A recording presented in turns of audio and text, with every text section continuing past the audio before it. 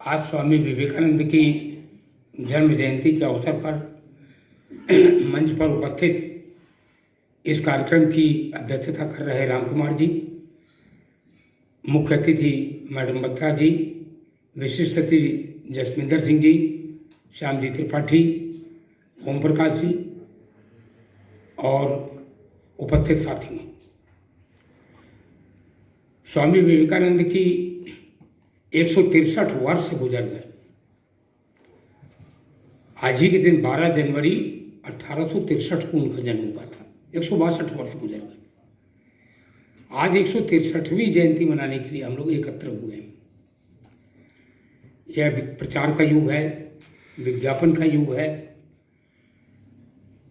Electronic media का युग है, सोशल मीडिया का युग है।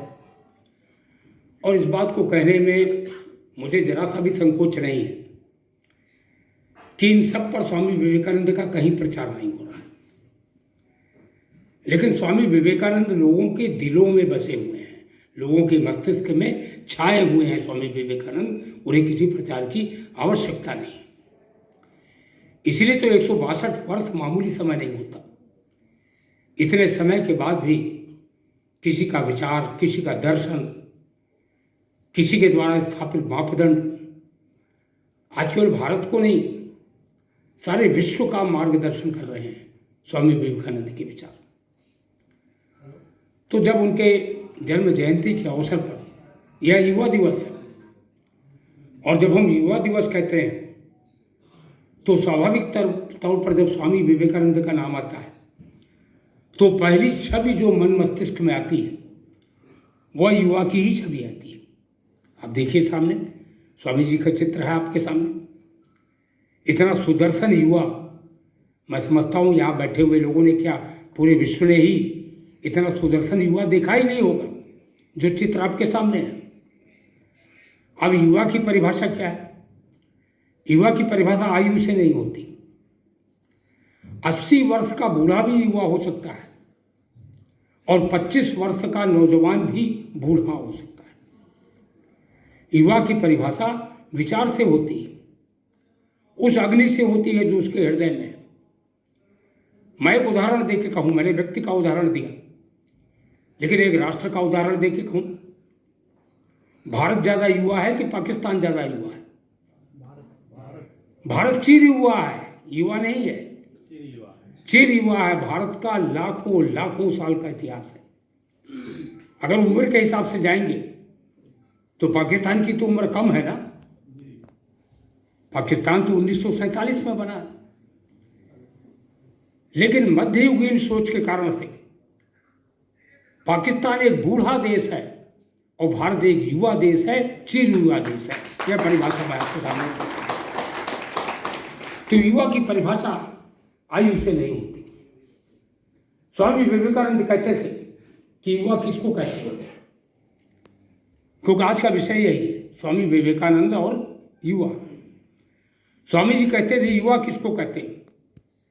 वो कहते थे युवा उसको कहते हैं जो सपने देखता हो। और सपना किसको कहते हैं? सपना उसको नहीं कहते जो रात को देखा जाता है। सपना उसे नहीं कहते जो सोते हुए देखा जाता है। सपना उसे कहते हैं जो दिन की नींद भी उड़ा देता है, उसे सपना कहते हैं। ऐसा स्वप्न का मतलब एक लक्ष्य हमारे सामने होना चाहिए, एक टारगेट होना चाहिए जीवन कि यह हमारा स्वप्न है। कलाम साहब स्वामी विवेकानंद की तर्ज पर ही कहते थे कि ऊंचे सपने देखो, ऊंचा सोचो। तो युवा की पहली पहचान तो यह है कि युवा सपने देखता है, और ऐसे सपने देखता है जो सोने वाले सपने नहीं होते, जो नींद उड़ा देने वाले सपने होते हैं।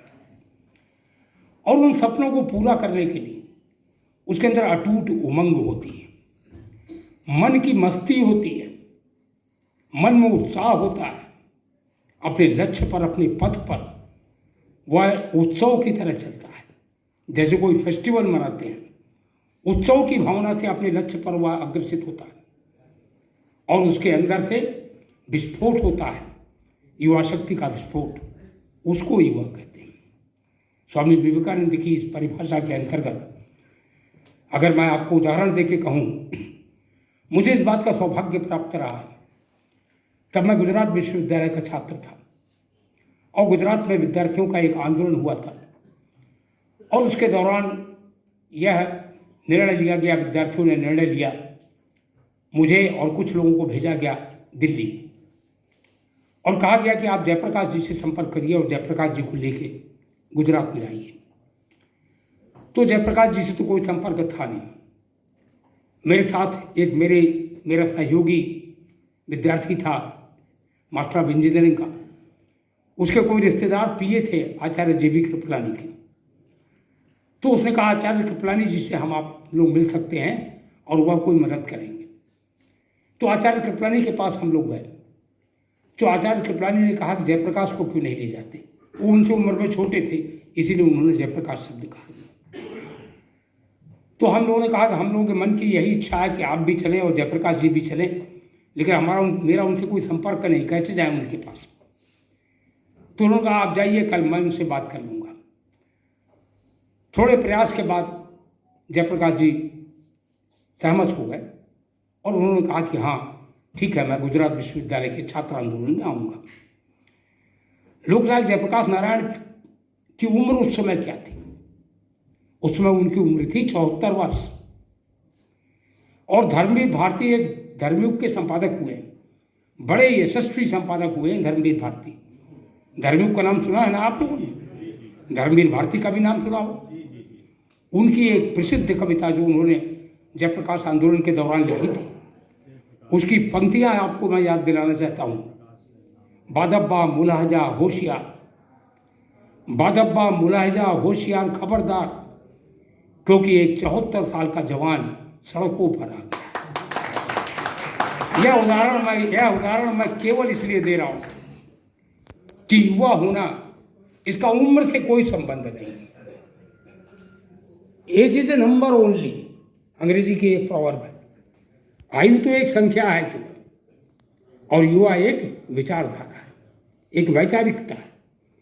तो उस वैचारिकता का जिसने पूरे विश्व में विस्फोट किया, अरे जब वह गए थे शिकागो में 1893 में, तो उनको तो यह भी नहीं पता था शिकागो का टेम्परेचर क्या होता,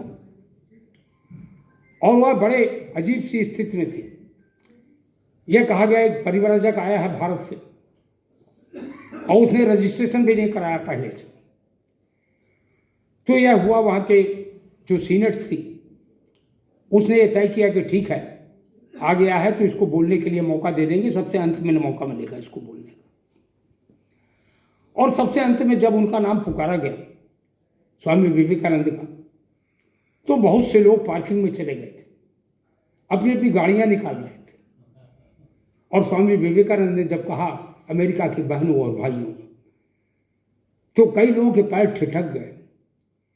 स्टीयरिंग पर लोगों ने हाथ रख लिया था, स्टीयरिंग से हाथ हट गया, क्योंकि अमेरिका की 19वीं शताब्दी में लोगों ने वर्षों से बहन और भाई जैसे शब्द सुने ही नहीं थे।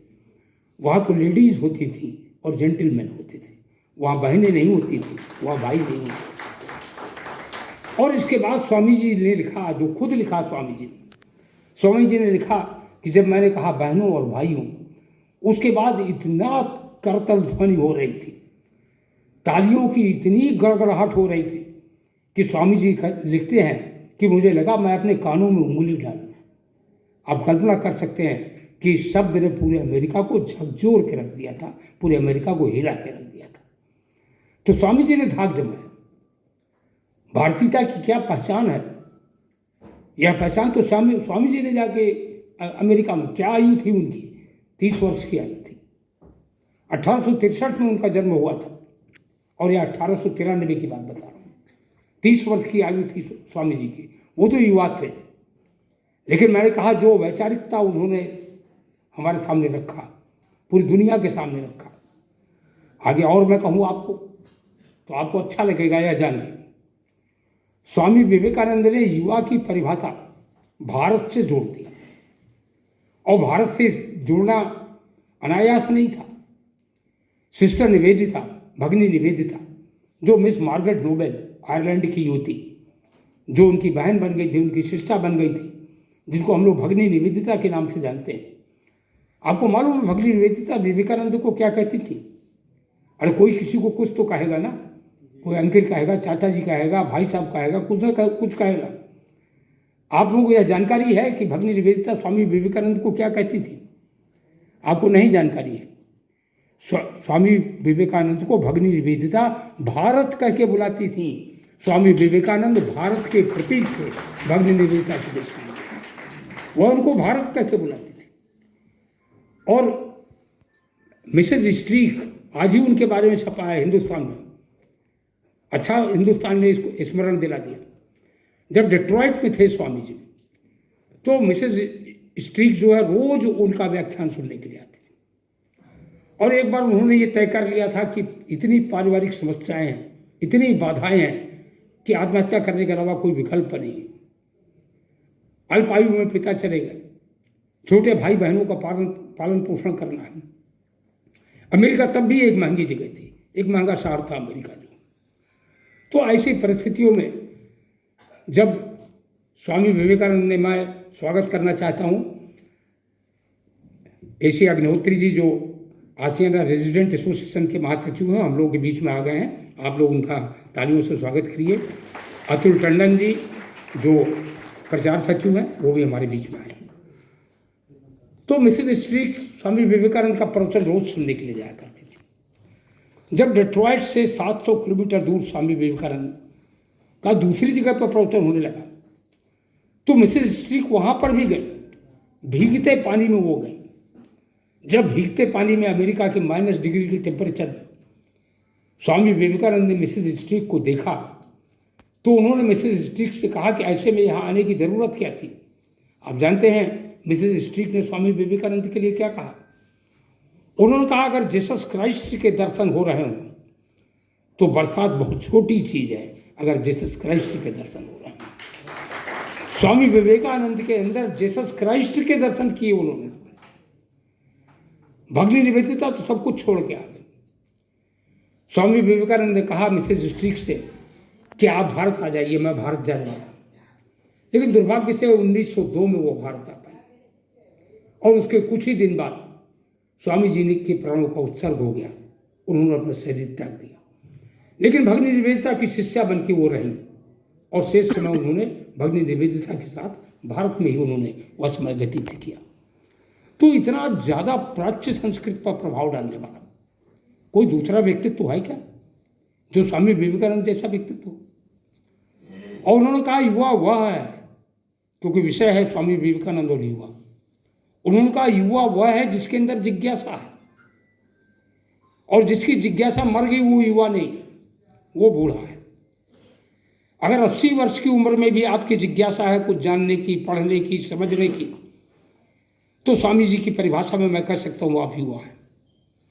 अगर आपकी जिज्ञासा कुछ जानने की समाप्त हो गई है 20 वर्ष की उम्र में भी, तो आप बूढ़े हो चुके हैं। और दुर्भाग्य से इस देश की बाजारवादी संस्कृति में, जो संस्कृति है बाजारवादी संस्कृति है, केवल रोजगार परक, केवल बाजार की जो गाइडलाइंस है उससे पूरा समाज गाइड हो रहा है। इसने क्या कर दिया, युवकों को बूढ़ा ही बना दिया है। आज टाइम्स ऑफ इंडिया के आखिरी से एक पृष्ठ पहले एक कार्टून छपा है आज टाइम्स ऑफ इंडिया में। आज युवा दिवस के अवसर पर वह कार्टून मुझे बहुत अच्छा लगा, मैंने उसको शेयर भी किया। लेकिन आप सब लोग मेरे साथ जुड़े हुए नहीं हैं व्हाट्सएप पर। कार्टून जानते क्या है? अभी आपने देखा होगा किन्हीं महाशय ने, कारपोरेट महाशय ने कहा 90 घंटे काम कर लो। किन्हीं महाशय ने कहा पत्नी का चेहरा न देखो, बस काम करते रहो। अरे पत्नी का चेहरा न देखो तो किसका चेहरा देखोगे? पत्नी का ही तो चेहरा देखना पड़ेगा, और किसका देखना पड़ेगा? भाई गृह मंत्री के बगैर काम चल सकता है क्या? तो चेहरा तो उसी का देखना। लेकिन वो कह रहे हैं 90 घंटे काम करो, पत्नी का चेहरा मत देखो। एक दूसरे इसके पहले कह चुके थे 70 घंटे काम करो। तो उसी पर वह कार्टून टाइम्स ऑफ इंडिया ने बनाया है। और उसने बनाया है कि एक युवक जो है बिल्कुल उसकी कमर झुक गई है, सर झुकाए, मेज पर सर पटके बैठा हुआ है, 90 घंटे काम कर रहा है, वह बैठा हुआ है। दूसरी ओर लिखा हुआ है टैक्स, काम कर रहा है, उसको पैसा मिल रहा है। जो आज की कारपोरेट कल्चर है, कारपोरेट कल्चर क्या है? कि 2 की जगह पर 1 आदमी रखो, 4 की जगह पर 1 आदमी रखो, उसको दुगनी तनख्वाह दो और 8 लोगों का काम लो। यही बाजार की संस्कृति है। तो वो मेज पर सर झुकाए बैठा हुआ है, उसका बिल्कुल कंकाल दिखाई दे रहा है। दूसरे में लिखा हुआ टैक्स का तीर बना हुआ है, और तीसरे में लिखा हुआ है लाभ कितना हुआ, नीचे लिखा हुआ है 0, बहुत बड़ा सा 0 लगा हुआ है। तो वो तो बूढ़ा हो, अब उसके अंदर किसी चीज की जिज्ञासा नहीं, 90 घंटे काम करने की जिज्ञासा है, ना कुछ सीखने की जिज्ञासा है, ना कुछ जानने की जिज्ञासा है। स्वामी विवेकानंद बहुत ही सुदर्शन व्यक्तित्व था, आपके सामने उनका चित्र है। उन्होंने विवाह नहीं किया था। उनके मामा ने उनसे कहा कि नरेंद्र, तब उनका नाम नरेंद्र था, कि नरेंद्र तुम विवाह क्यों नहीं करते, तुम्हारे लिए कोई लड़की ढूंढ ला। जानते हैं नरेंद्र ने क्या उत्तर दिया अपने मामा को? उन्होंने कहा, मामा जी मैंने लड़की ढूंढने के लिए जन्म नहीं लिया है, मैंने ईश्वर का साक्षात्कार करने के लिए जन्म लिया है। उन्होंने विवाह नहीं किया स्वामी विवेकानंद। आज छोटी छोटी बातें हमारी ईगो को टच कर जाती हैं। ये युवा पीढ़ी के लिए मैं कह रहा हूँ, युवा के लिए हमारी ईगो को टच कर जाती है। ये ईगो क्या शब्द है मुझे यही नहीं पता चला। स्वामी विवेकानंद जब रामकृष्ण परमहंस नहीं रहे तो उनके मठ में भी झगड़े हो रहे थे। मठ के तमाम लोग एक दूसरे पर आरोप प्रत्यारोप, और सबके बीच में बीच बचाव करने वाला आदमी जैसे घून पिसता है चक्की के बीच में, तो स्वामी विवेकानंद पिस रहे थे। हर ओर से अपमान तिरस्कार, इसको मनाए तो उसकी सुनो, उसको मनाए तो उसकी सुनो। भुवनेश्वरी देवी उनकी माँ थी। उनकी माँ ने बुलाया, उसने कहा, बेटा नरेंद्र, तू यहाँ जाता है वहाँ जाता है, इसका तिरस्कार उसका तिरस्कार, क्यों पड़ा है इस पचड़े, तेरा इतना अपमान हो रहा है। युवा पीढ़ी के लिए बहुत बड़ा संदेश है स्वामी विवेकानंद का, जो बात अब बताने जा रहा हूँ आपको। जानते हैं स्वामी विवेकानंद ने अपनी माँ को क्या कहा? उन्होंने कहा, माँ मैंने माया को पार कर लिया है। मान सम्मान व्यक्ति का कैसा है? मान सम्मान तो संस्कृति का होता है, मान सम्मान तो धर्म का होता है, मान सम्मान तो देश का होता है, व्यक्ति का कौन सम्मान? अगर हम संगठन में काम करते हैं, संस्था में काम करते हैं, और स्वामी विवेकानंद के इस वाक्य को आत्मसात कर पाए कि मान सम्मान व्यक्ति का कैसा है, मान सम्मान तो संस्था का होता है, मान सम्मान तो देश का होता है, मान सम्मान तो धर्म का होता है, मान सम्मान तो संस्कृति का होता है, तो हम जीवन में कामयाब हो गए। तो हम क्या हुए? हम युवा हुए। स्वामी विवेकानंद की यही परिभाषा है युवा की। स्वामी विवेकानंद ऐसा नहीं है कि उनके अंदर आक्रोश नहीं था, लेकिन व्यक्तिगत आक्रोश नहीं था, व्यक्तिगत रोष नहीं था। मैंने कहा, भारतीय संस्कृति को उन्होंने देश के राष्ट्रवाद के साथ जोड़ने का काम किया। शिकागो में जब उन्होंने कहा, एक संगोष्ठी में उन्होंने कहा कि जब भी अंग्रेजों की बात आती तो मुझे इतनी वितृष्णा हो जाती कि हिंद महासागर में जितना कीचड़ है, हिंद महासागर में जितना कीचड़ है, वह सारा कीचड़ निकाल के अगर अंग्रेजों के मुंह पर मल दिया जाए तो भी मुझे तनिक भी अफसोस नहीं होगा, अंग्रेज इस लायक है। कितना उनके अंदर एक ललकार वाली भाषा स्वामी विवेकानंद के अंदर। हिंद महासागर में जितना कीचड़ है वह सब। स्वामी विवेकानंद ग्रेजुएट थे, उस समय के ग्रेजुएट थे, और ग्रेजुएट होने के बाद उनका जो संपर्क हुआ रामकृष्ण परमहंस, वह संपर्क ही उनका 18 वर्ष की उम्र के बाद हुआ था। और संपर्क भी इस कारण से हुआ कि उन्होंने ग्रेजुएशन किया कोलकाता यूनिवर्सिटी से। उस समय कल्पना करिए 1981, और उनकी माँ बीमार थी, उनके पास पैसा नहीं था दवा लाने के लिए। किसी ने बताया उनको कि वहाँ पर दक्षिणेश्वर में कोई रामकृष्ण परमहंस रहते हैं और वो माँ काली के कहते हैं हमको साक्षात दर्शन होते हैं। तो उन्होंने कहा चलो। 18 वर्ष की उम्र तक उनका संपर्क नहीं था। 18 वर्ष की उम्र में वह सीधे दक्षिणेश्वर आए और दक्षिणेश्वर में रामकृष्ण परमहंस के पास पहुँचे। उन्होंने कहा यहाँ कौन आदमी है जो कहता है कि साक्षात माँ काली से बात करता है? तो किसी ने कहा वो बैठे हुए हैं। तो वो उनके पास गए, उन्होंने कहा कि तुम ही कहते हो कि माँ काली से साक्षात बातचीत होती है तुम्हारी? तो उन्होंने कहा हो जाती है। तो उन्होंने कहा तो मेरी भी बातचीत होनी चाहिए। उन्होंने कहा तुमको काम क्या है? जब रामकृष्ण परमहंस ने पूछा काम क्या है, तो उन्होंने कहा मुझे नौकरी चाहिए, मेरे पास इलाज के लिए पैसे नहीं, मैंने ग्रेजुएशन किया है कोलकाता यूनिवर्सिटी से और मुझे नौकरी चाहिए। तो उन्होंने कहा उन्हीं से मांग लेना। और मास्टर ट्रस्ट उन्होंने ये लिखा कि मास्टर ने पैर के अंगूठे से छुआ था और उतने में ही उनकी पूरी बॉडी चार्ज हो गई, जैसे कंडक्टर चार्ज हो जाता है, पूरी बॉडी चार्ज हो गई और उनको साक्षात माँ के दर्शन होने लगे। थोड़े समय के बाद, घंटे 1.5 घंटे के बाद हुआ, ध्यान से वापस आए तो पूछा उनसे, रामकृष्ण परमहंस ने नौकरी मांग लिया तुमने? उन्होंने कहा अरे वो तो भूल ही कैसे। तो उन्होंने कहा कोई चिंता की बात नहीं है, कल आओ, कल दोबारा हम तुम्हें माँ से साक्षात्कार करवा देंगे। वो अगले दिन गए। अगले दिन कोई 4 घंटे रहे वो उसी मुद्रा, ध्यान हो गए। फिर वापस आए। फिर रामकृष्ण परमहंस ने पूछा कि मिली नौकरी? उन्होंने कहा आज भी भूल गया था मैं। तो उन्होंने कहा कोई दिक्कत नहीं, कल फिर आना। तीसरे दिन जब वो गए तो उन्होंने उनको फिर ध्यान में भेज दिया और करीब 8 घंटे तक ध्यान में रहे स्वामी विवेकानंद। 8 घंटे के बाद जब ध्यान से वापस आए तब रामकृष्ण परमहंस ने वही प्रश्न पूछा कि नरेंद्र तुमको नौकरी मिल गई? जानते हैं उसका उत्तर उन्होंने क्या दिया? उन्होंने कहा अब इसकी आवश्यकता नहीं रही। तो यह असली ध्यान, असली कंसंट्रेशन क्या है कि जो विषय है उससे भटकाव नहीं होना चाहिए। उन्होंने कहा अब इसकी आवश्यकता नहीं रही। 33 करोड़ देवी देवता इस देश के अंदर है। स्वामी विवेकानंद को उनके गुरु ने कहा, रामकृष्ण परमहंस ने, उन्होंने कहा इन देवी देवताओं की तो सभी लोग पूजा करते हैं, अगर तुम्हें भारत को समझना है तो 33 करोड़ देवी देवताओं को छोड़ के दरिद्र नारायण की पूजा करो। उनका ये दरिद्र नारायण कौन से भगवान है? स्वामी विवेकानंद ने कहा कि भारत में कन्याकुमारी तक जाओ और स्थान स्थान पर दरिद्र मिलेंगे, वही इस देश के नारायण हैं और उनकी पूजा का समय आ गया है। स्वामी विवेकानंद तभी निकल गए, तब तक वो शिकागो नहीं आए थे और उन्होंने कन्याकुमारी में जाके ध्यान किया। जो लोग गए होंगे, कन्याकुमारी में एक स्मारक है।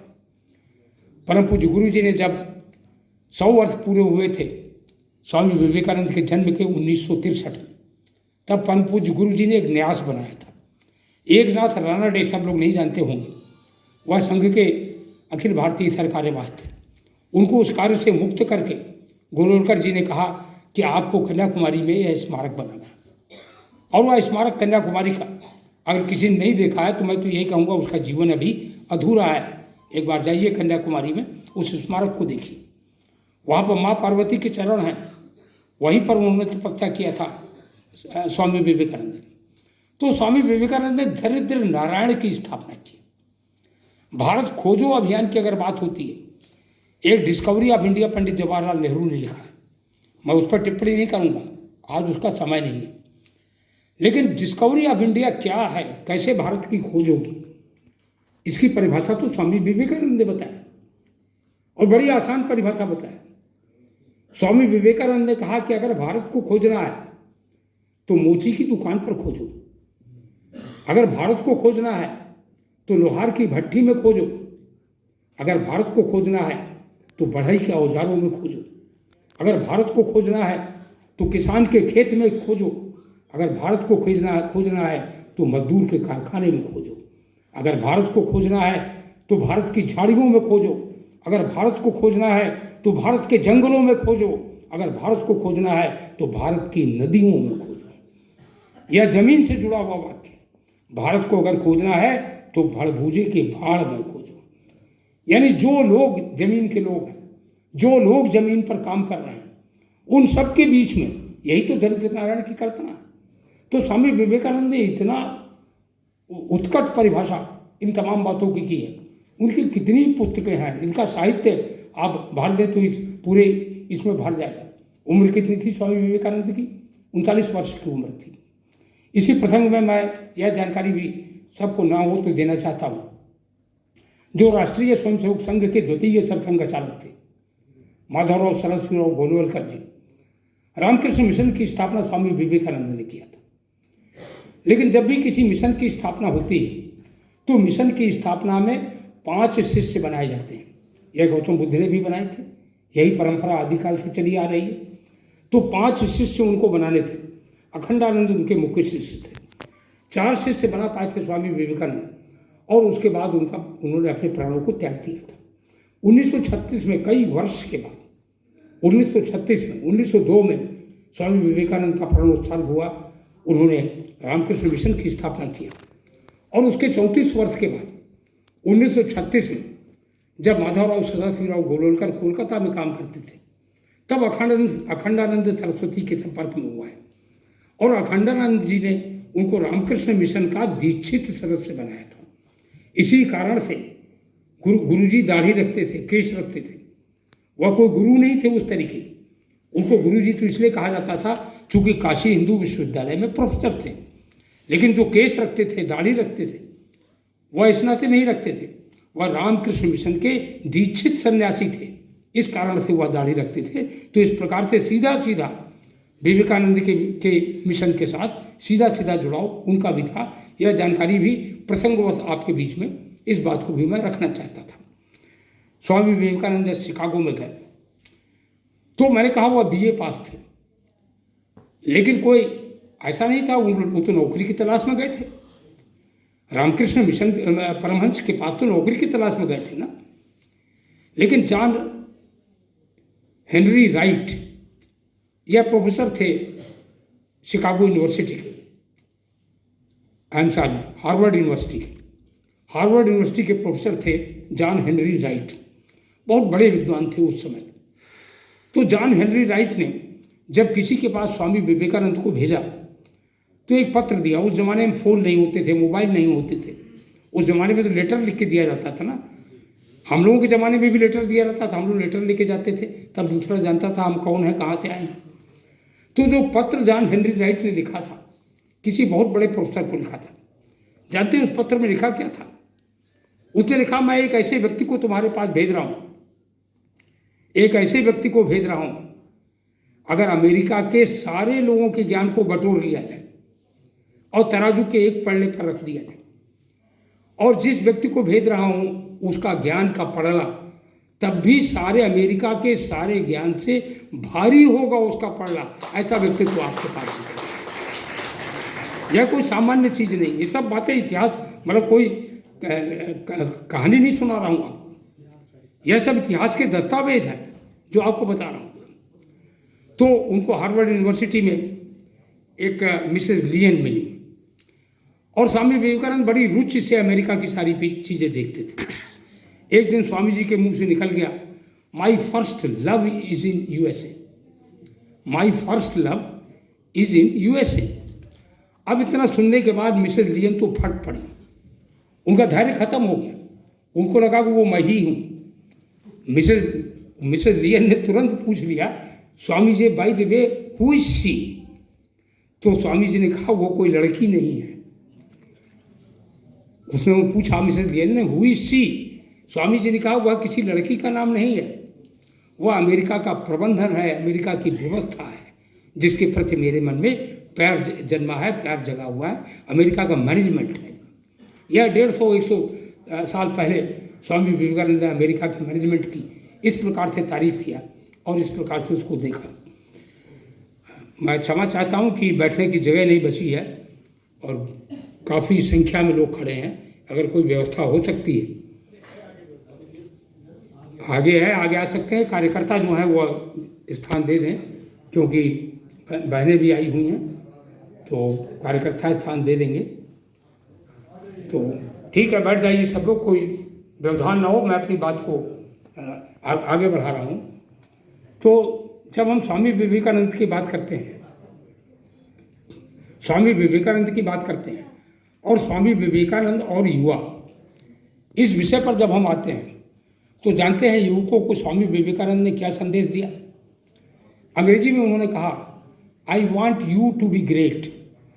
बैठ जाइए आप लोग, बैठ जाइए, ध्यान से आप लोग भी सुन लीजिए, मैं बहुत थोड़ी देर और बोलूँगा। जो लोग बैठ सकते हैं बैठ जाएं, कार्यकर्ता लोग खड़े हो जाएं, जो हमारे कार्यकर्ता हैं वह स्थान दे देंगे, ठीक है। तो स्वामी विवेकानंद कहते हैं युवाओं से, I want you to be great, not for your sake but to make India great, so that I want you to be great, not for your sake but to make India great, so that she, with head erect, can stand among other countries of the world. मैं चाहता हूं कि तुम महान बनो, लेकिन अपने लिए नहीं, अपने देश को महान बनाने के लिए महान बनो, जिससे भारत माता गर्व से अपना सर ऊंचा करके दुनिया के और देशों के बीच में खड़ी हो सके।